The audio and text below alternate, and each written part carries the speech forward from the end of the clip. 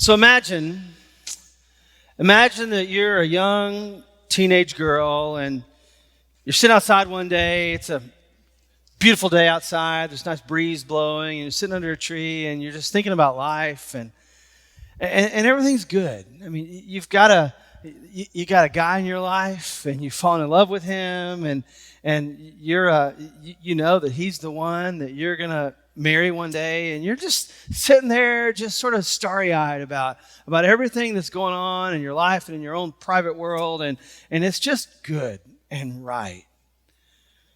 And then all of a sudden, out of nowhere, standing in front of you is an angel. Not a little cute, pudgy angel like the little figurine you have on the shelf in your bedroom. No, this is a real angel. In fact, this particular angel is the leader of all the angels. This angel is strong and powerful and fierce looking. There's flames in his eyes and light just surrounding him, penetrating light. And you can't believe what you're seeing. All of a sudden, you notice your heart's beating fast, your palms are sweating, you're having trouble catching your breath. Now, the Bible describes young Mary in that moment as being greatly troubled. I love that terminology, greatly troubled. There's no way that she was just greatly troubled. I think, using our language, she was scared to death. Don't you think? And then the angel who's witnessing this reaction she has to him, standing in front of her, do you remember the first words out of his mouth? Don't be afraid, Mary. Don't be afraid. Now imagine you're the servant to a prophet. And it just so happens that this prophet is the reason why the enemies of Israel have had so much trouble getting the upper hand against them. And so the enemies of Israel have made it their goal, their sole objective, to put an end to the life of this prophet that you're working alongside. And so one morning you leave the house that you and this prophet are hiding out in, and you go outside to begin your morning routine, and you look up, and surrounding the town are more enemy horses and chariots and infantrymen than you could ever begin to count. And you look at that, and they are poised and ready to attack. Now, what do you think your reaction is going to be? Yeah, you're going to be scared to death. And so you run into the house as fast as you can, and you wake up Elisha, and you say, Elisha, you're not going to believe what's going on outside. The enemy is surrounding us. They're going to kill us. It's over. We're done for. This is it. And what are the first three words out of his mouth to you? Don't be afraid. Don't be afraid. Now imagine you're a dad. And you have a daughter who's sick. So sick, she's at the point of death. And you're desperate for help. So desperate that you decide that you're going to go to the one person that everybody in your world has warned you against. Yeah, you work in a church. But the people that you work alongside in the church have told you to do everything you can to stay away from this guy. He's a rebel. He's an insurrectionist. And what's more, his way of thinking, his way of behaving, his way of following God is not at all consistent with our way of thinking, with our way of behaving, and with our way of following God. So you just stay away from him. But you need help. Real help. And so you go to him, and the moment you get to him, you don't know what comes over, but you just fall on the ground at his feet, and you start begging him. You say, I need you to come help my daughter. She's about to die. Will you please come and lay your hands on her and heal her? Will you please? And to your utter amazement, he nods. And he starts walking with you on your way to your house. And you're on your way to your house and you're thinking, okay, this is it. She's going to be made well. And then out of nowhere, some other person walks up and stops him. Some other person who's also sick, and she stops him, and he spends the next 30 minutes dealing with this other sick person. And you're sitting there watching this go on, and you're thinking about your daughter who's about to die, and you're thinking, come on, man, I need you to be at my house. And then it happens. One of your close friends who's been at your house taking care of your daughter while you went to go get this guy comes to you and says, it's over. She's dead. And the news of her death is more than you can bear. Little did you know, though, that Jesus, this guy that you'd gone to get, heard every word of the conversation you had with your friend. And so he walks over to you. And do you know what he says? First words out of his mouth. Do not fear. Do not fear? I suspect that over the last 14 months, I don't think any of us have had to do too much imagining to put ourselves into situations where fear has been present in our lives. I mean, the truth is, I'm sure there have been many occasions in your life where those three words, do not fear, should have been spoken directly to you. I know that's been the case for me, and I suspect it is the same for you. That's why we're talking about facing our fears during this first sermon in this series on life after COVID, because I suggest to you that fear has been the dominant emotion that has literally overtaken the entire global population over the last year and a half. I mean, never has our world been shut down and dealt and had to deal with this kind of fear-invoking thing that's come over our world. And I was looking at YouTube this past week as I was preparing for this message. I wanted to look back to see what kind of messages were preached into the YouTube world a year ago when the pandemic began. And I'm just going to tell you, as I looked over the number of sermons that were preached, I didn't have to watch very many of them. I mean, the titles spoke for themselves. I'm going to share some of them with you, but the titles of those messages, most of these messages were preached within 3 weeks of the pandemic shutdown that occurred last March. And so these are some of the titles that I noticed. Coronavirus Anxiety, How to Stop Worrying About Your Health. That was one. Faith Over Fear. Faith Over Feelings. Fight Your Fear. Choose faith over fear. Another one, faith or fear. One has to win. And then another, God's answer to fear, worry, anxiety. I mean, these were within 3 weeks of the pandemic shutdown. Another sermon was entitled, When Fear Impacts Your Faith. 3 fears during COVID-19 and how to conquer them. There was some alliteration in some of the titles. When Anxiety Attacks was one, and Victory Over the Virus was another. And then there was a Rick Warren sermon. This title shouldn't surprise you. That comes from him. A Faith That Walks Through the Valley of Virus. Tony Evans, on April the 3rd, 2020, just 3 weeks into the pandemic shutdown in the Dallas area, he gave a message to his congregation that was entitled, Don't Let Fear Control You During the Coronavirus. This was, again, just 3 weeks in. Just 3 weeks in. And this is what he said. He said, it was about an 8-minute long message. I'm not going to read the whole thing to you, but some of the things he said in the message were, I think, important to hear, considering that it was a year ago that these words were spoken. This is what he said. He said, this is an opportunity to reevaluate what matters most to us. This is a time to draw near to God and to draw near to each other and to see what he wants to say to us through this trial that we all face. And I will agree with you, and I've heard many of you say this, that the early months of the pandemic, in fact, most of last year was a time where many of us spent more time at home than we did outside of our homes. And I've heard from so many people how much of a blessing it was to be able to spend that time with their family, time that they had not been given the opportunity to spend with just the hustle and bustle of life. And so many people talked about how much they appreciated that time that they had to spend at home.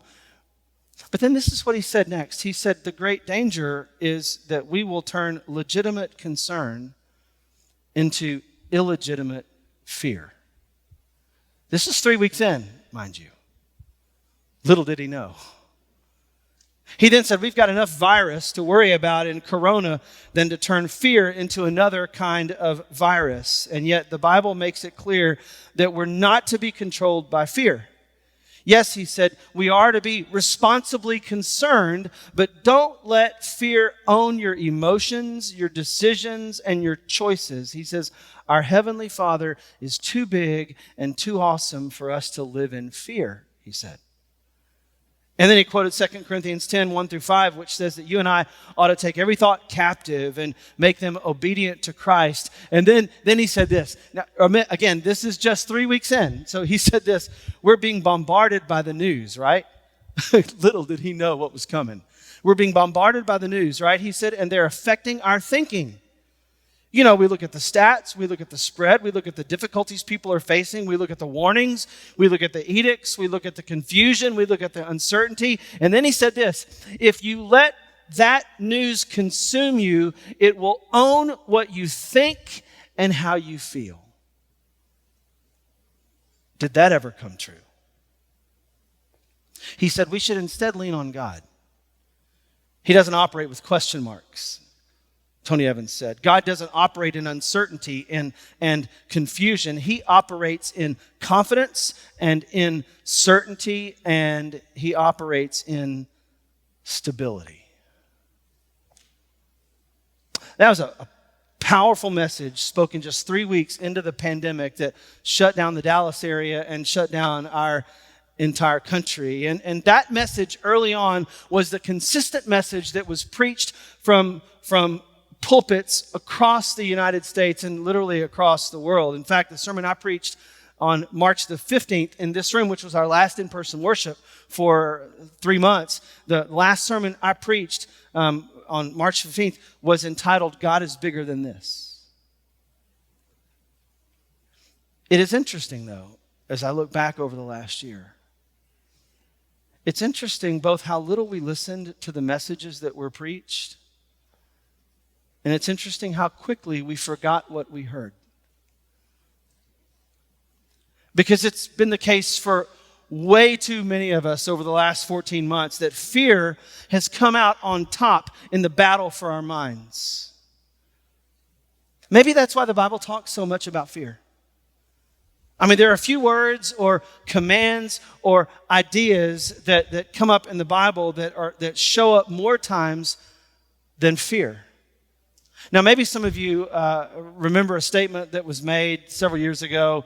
It's actually a quote from the movie Facing the Giants that said that the phrase, do not fear, is used in the Bible 365 times. Now, that's not entirely true.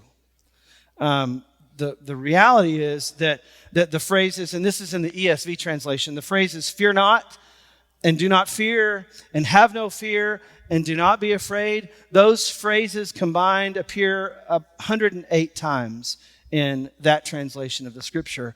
And yet then when I typed into the search engine of my Bible software application on my computer, I typed the word fear in the search string. Again, just using the ESV translation, you're not going to believe what came up as a response. This is what I saw.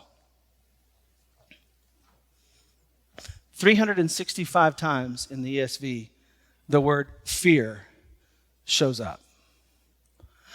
I don't think that's a coincidence.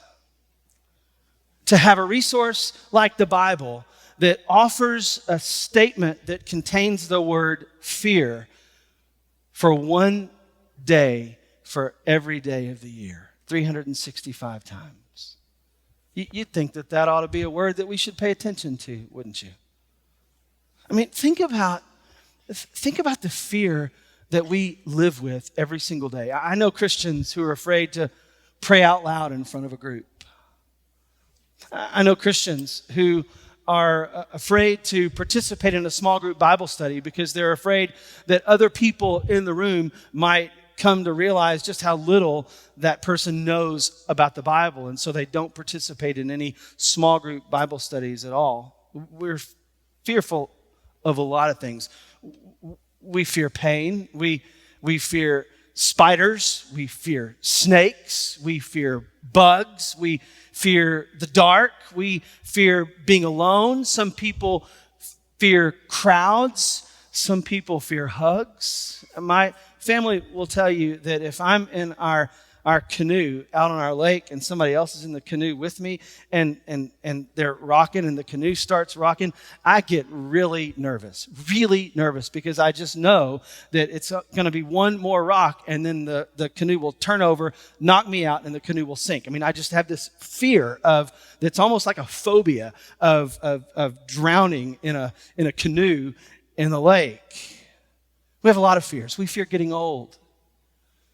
We fear not getting married before we get old.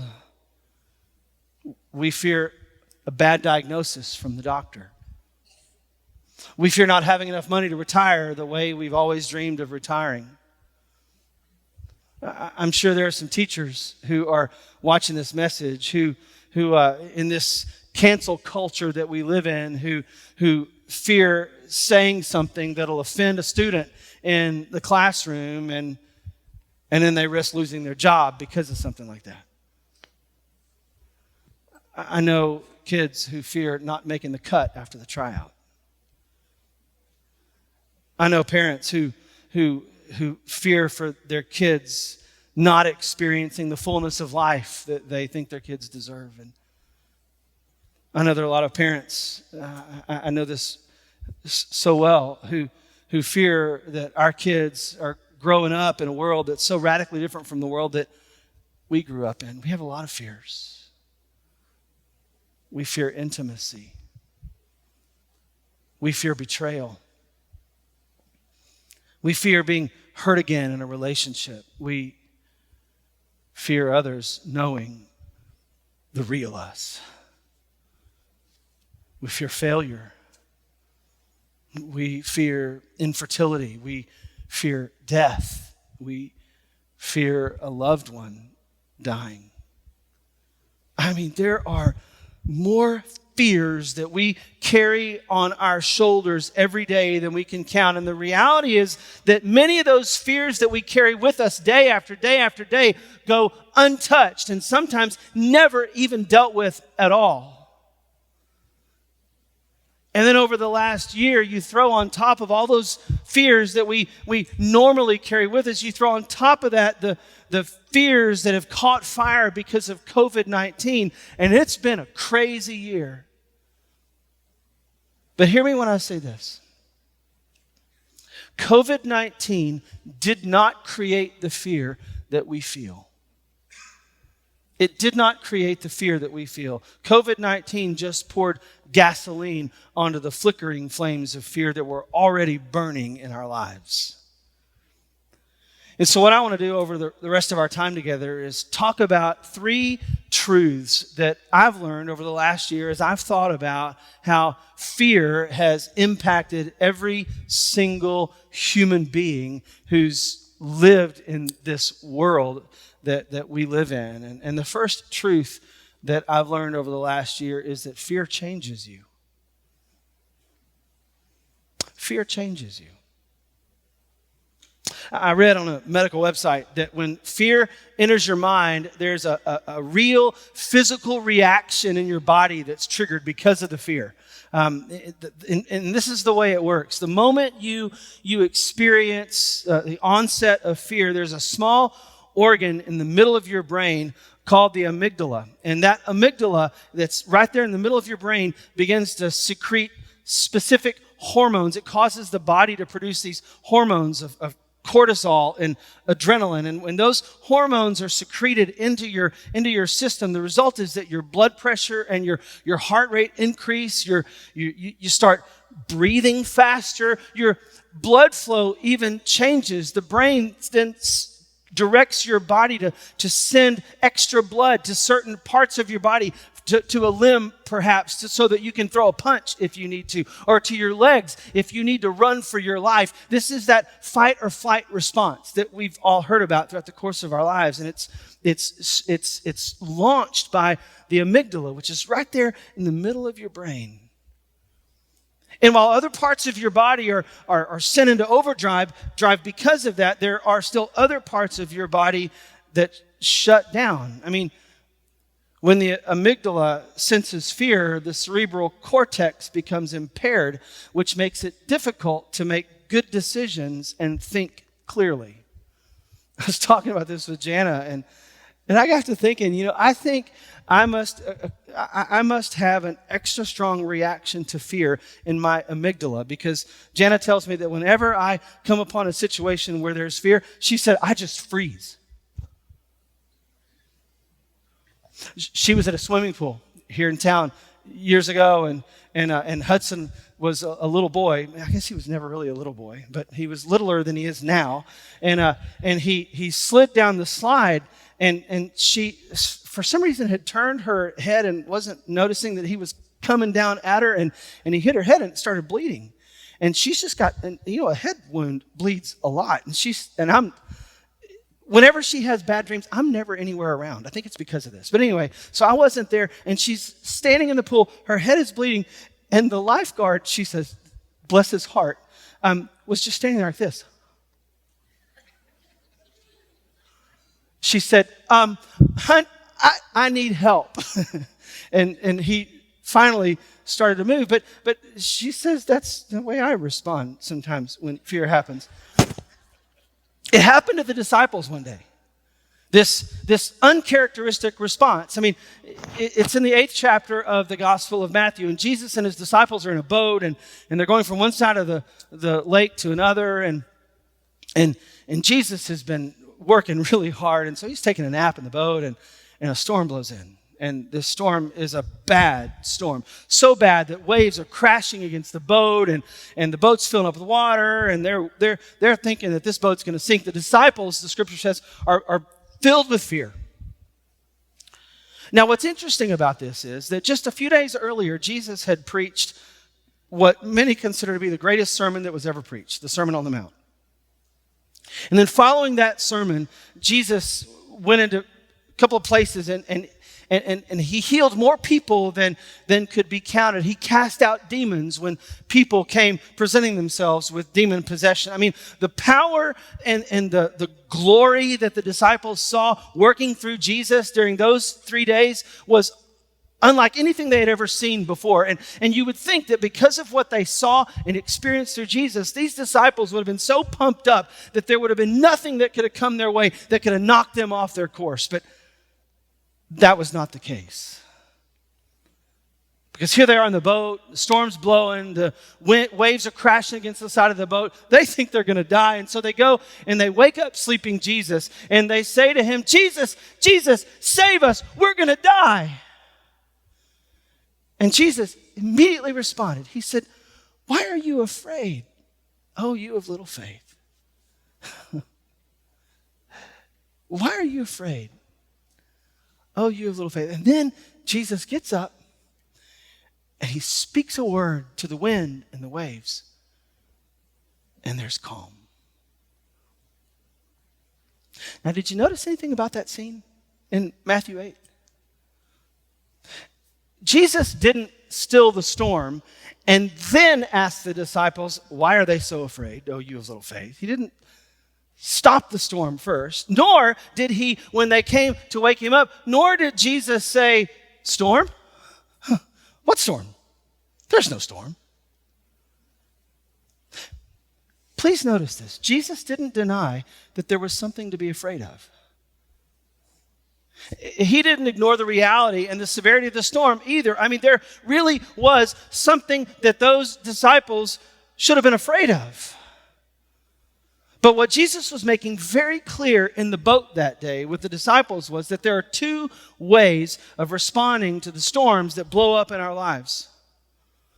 One way is to let fear overtake you and just freak out and wonder why on earth Jesus would ever allow such a storm to occur in your life. And whenever we allow that reaction to fear to overtake us, a lot of times our next step is to try to just take matters into our own hands and try to fix it ourselves because we think that we're the only ones that can really fix it.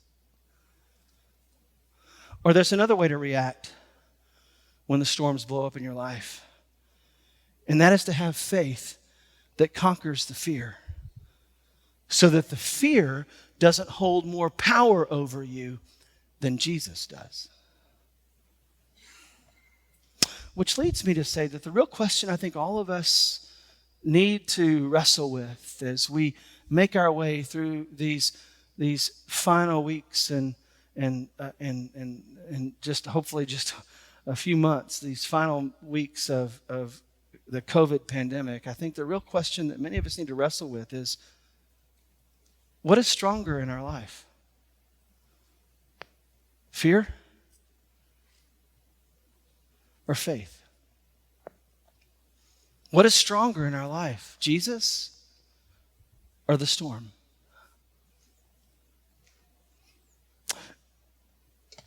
The next truth I've learned over the last year is that fear enslaves you. Fear enslaves you. Almost 20 years ago, Wayne and Joshua Mack wrote a book that was entitled The Fear Factor, What Satan Doesn't Want You to Know. And in that book, they talk about the debilitating effect that fear has over all of our lives. They write this in their book. They say, fear has caused proud men to beg, strong men to cry, loving men to hate, and peaceful men to be filled with fury. Like a slave master, fear is controlling. And they're right.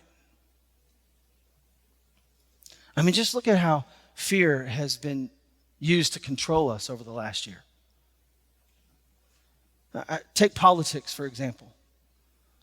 We're told to vote one way or another, and the pressure that is placed upon us to vote a certain way is playing on the fears that we have in our lives. I mean, think about the election that we just had this past November. We were told to vote for this person or else our nation would slip into socialism. Or we were told to vote for this other person or else our nation would be dominated by white supremacy. Did you hear those fears being played on during that election cycle? And on things went.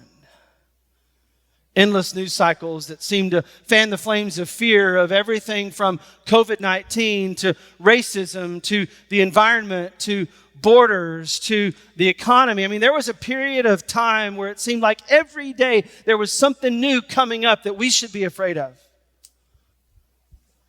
I mean, I can understand why Paul wrote what he wrote in 2 Corinthians 7 when he said, "For we came to Macedonia and we had no rest. We faced conflict from every direction with battles on the outside and fear on the inside." Maybe you felt like that this past year. Maybe you felt like that this past week. Conflict has come at you from every direction with battles on the outside and fear on the inside. And it can literally take you down to where the only thing you're able to see is that thing that's causing you to fear. I've known people over the last year. I've experienced seasons of it myself. I'm sure you've known people over the last year who have done nothing but stay locked into Fox News or CNN or MSNBC or whatever network they feel most connected to. And that's all they've listened to. It's all they've watched. It's all they've focused on. I mean, there was a period of time, thank goodness we don't see this much anymore, but there was a period of time when every news broadcast had half of a screen of people talking and the other half had the tallies of coronavirus infections and coronavirus deaths, both locally and domestically and globally. And it was amazing to me what that did to people. I mean, it was like even at Christmas time when you saw the news networks, tracing Santa's journey from the North Pole to your house on one side of the screen. Then on the other side of the screen, you saw how many people were infected and dying from COVID-19. It was quite a dichotomy of messages that were coming at us. And if that's all you took in during the course of your day, there's no wonder why so many people were practically paralyzed by fear and worry and anxiety. And I think the result of all of this is that our Netflix binge-addicted culture has given birth to a new kind of media messaging that always leaves you hanging so that you just can't turn away lest you miss the next important development. And all this feeds on our fears. And before we know it, we are chained. We're enslaved to our fears. Which leads to the third truth that I've observed over the past year.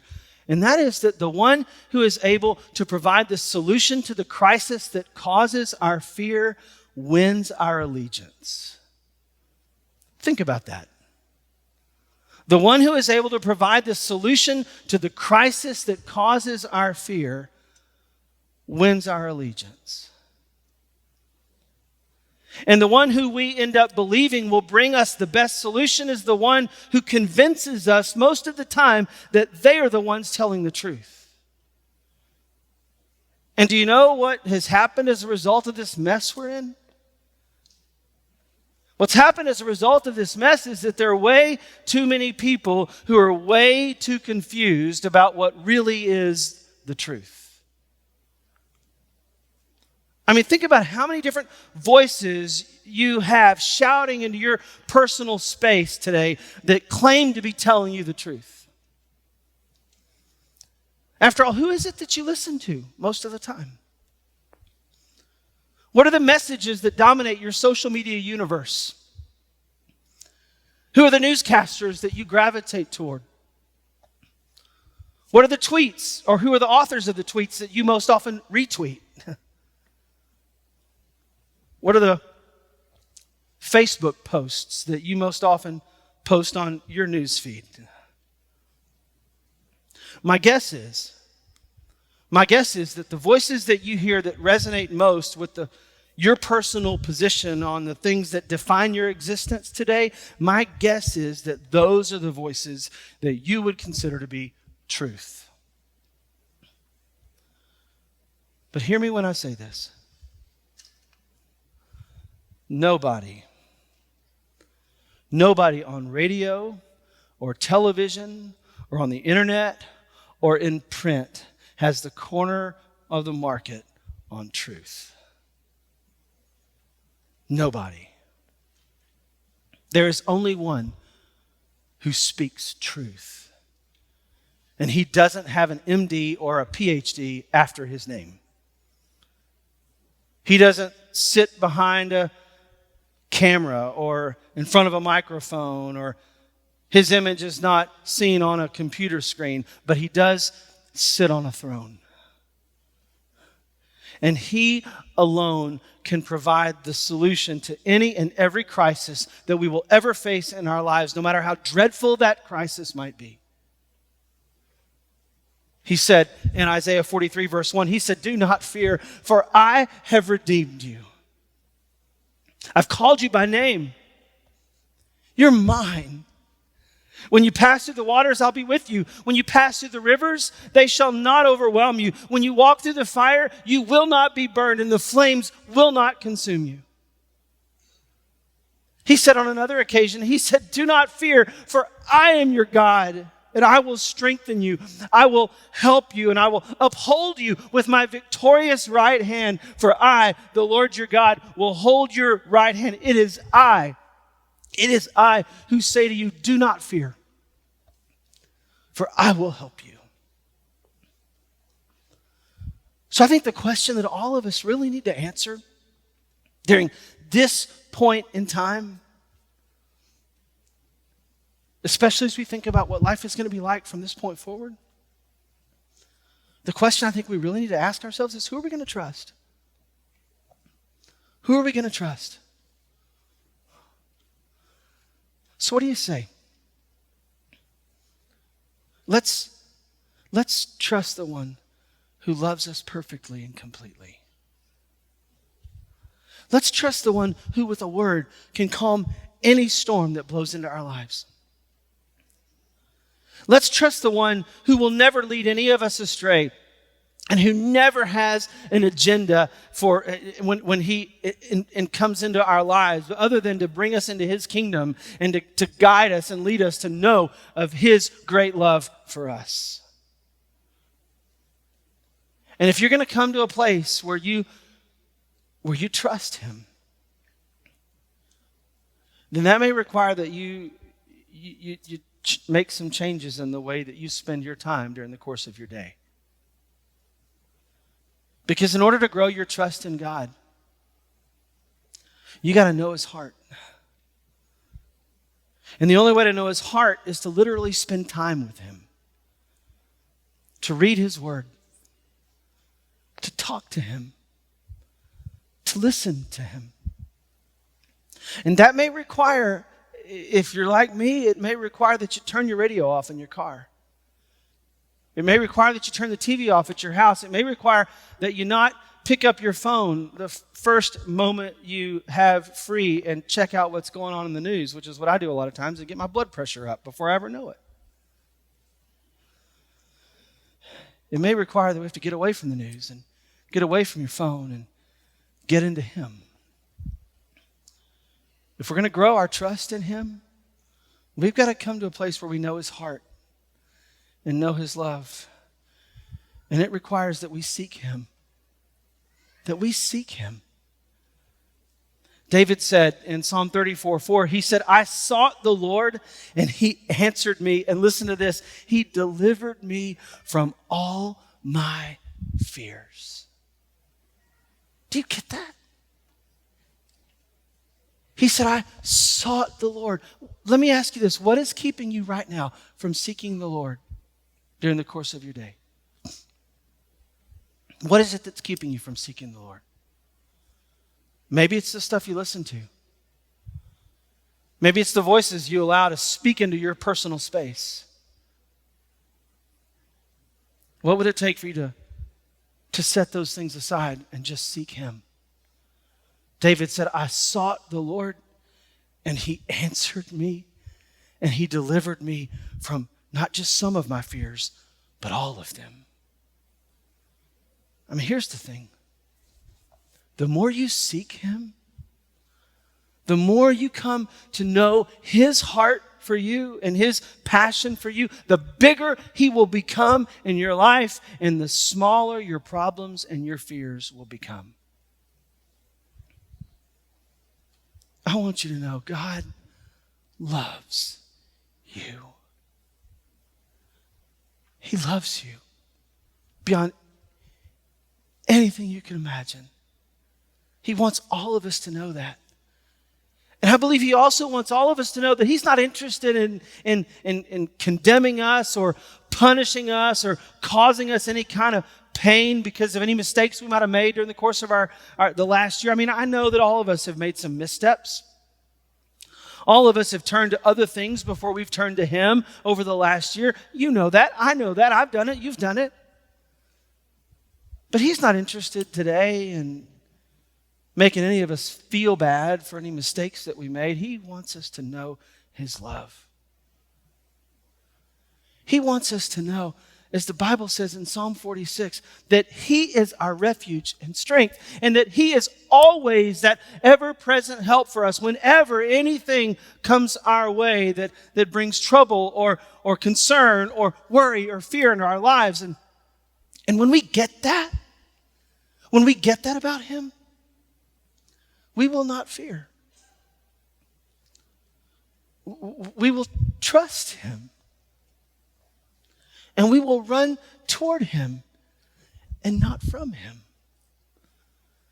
Because we know that what he wants most is to hold us in the palm of his hand and raise us up so that we can experience the power and the grace and the fullness of life that he promises every one of his children.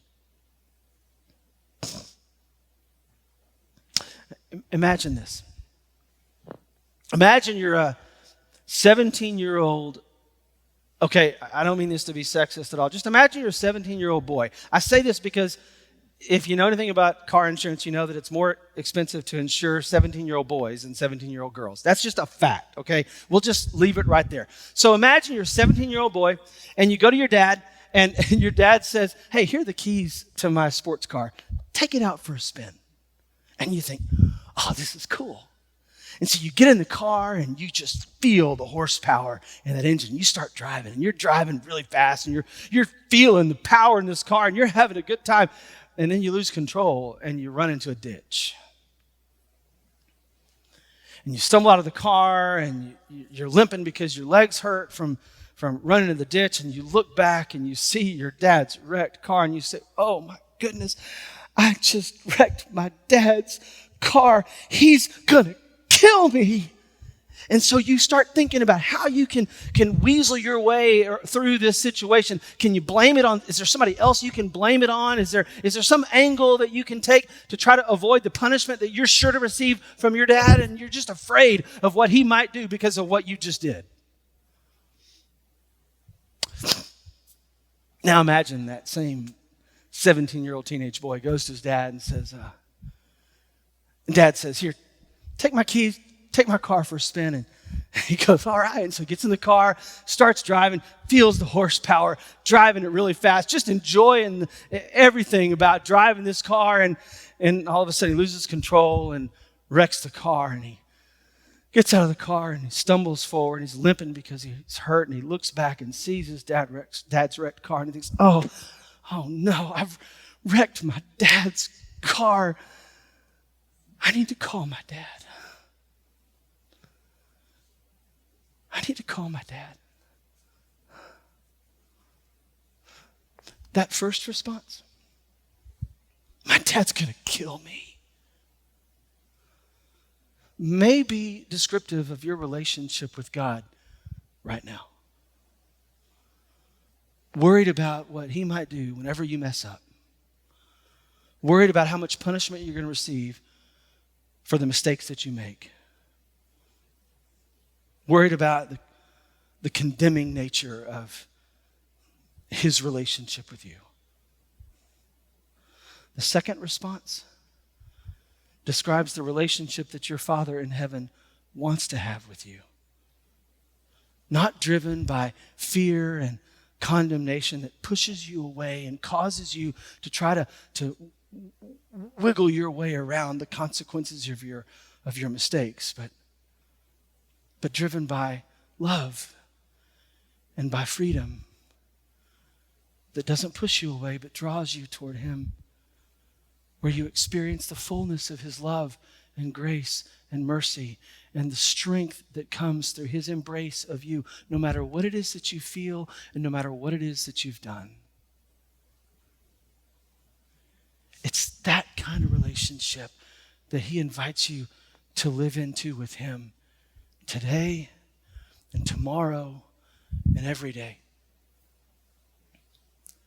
So that when storms blow up and when situations arise that bring about fear, you'll know that you have in him a Father who is right there with you, longing to hold you in the palm of his hand and provide you with every resource you need to make it through whatever it is that you have in front of you. That's how much he loves you. And that's what he desires for you. And if you're listening to this message right now, whether you're here in the sanctuary or if you're watching this online, and that's not the kind of relationship you have with God, I want to encourage you today to just get away from everything that invades your space and just spend some time with Him. And say, God, I need you. I've been running from you for a long time. I've been afraid of you for a long time. I've been afraid of what's going on in my life. I've been afraid of the pain that I've been feeling. I've been afraid of the circumstances that surround me, God. And I've never really been able to fully trust you because I don't know that I really believe that you'll take care of me. And I want to invite you to just let Him know that. Speak that to Him. And He hears you.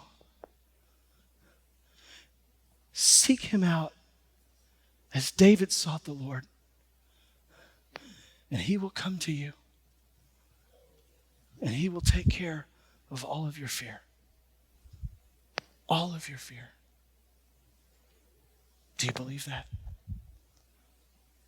I believe in a big God. I'm not going to kid you. I believe in a God that's bigger than anything that we will ever face. It's why I can stand here today and say to you, lean on Him. Open yourself up to His work in your life, and He will never fail you. He will never fail you. Let's pray.